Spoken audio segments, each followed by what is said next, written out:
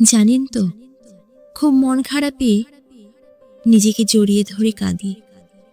আমি এও জানি আমার কাছে একদম নিজের বলতে আমি ছাড়া আমার কেউ নেই। নিজের জন্য না ভীষণ মায়া হয়, বুকের ভিতরটা হাহাকার করে ওঠে।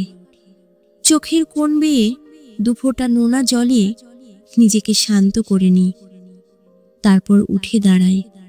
সব আঘাত, সব কষ্ট দূরে সরিয়ে দিয়ে হাসতে হাসতে সেই আঘাতকারী মানুষটার সামনে দাঁড়িয়ে দেখাই, কই কিছু হয়নি তো।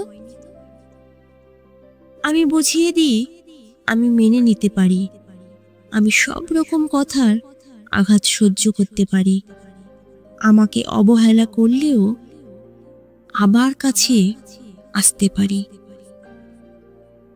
পৃথিবীতে আমি এমন একজন মানুষ যার সাথে সব রকম খারাপ ব্যবহার করার পরেও সম্পর্ক ধরে রাখার জন্য যে মরিয়া হয়ে ওঠে।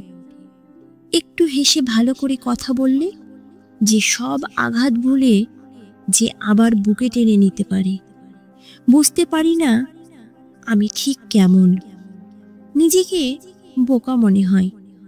বিশ্বাস করুন, একটু বোকা হয়ে থাকতে ভালোই লাগে।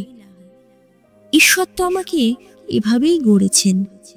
ঈশ্বর আমাকে কত কি দিয়েছেন, ভালোবাসার মতো হৃদয় দিয়েছেন, আপন করার মতো ক্ষমতা দিয়েছেন, ভালোবাসার জন্য মানুষ দিয়েছেন।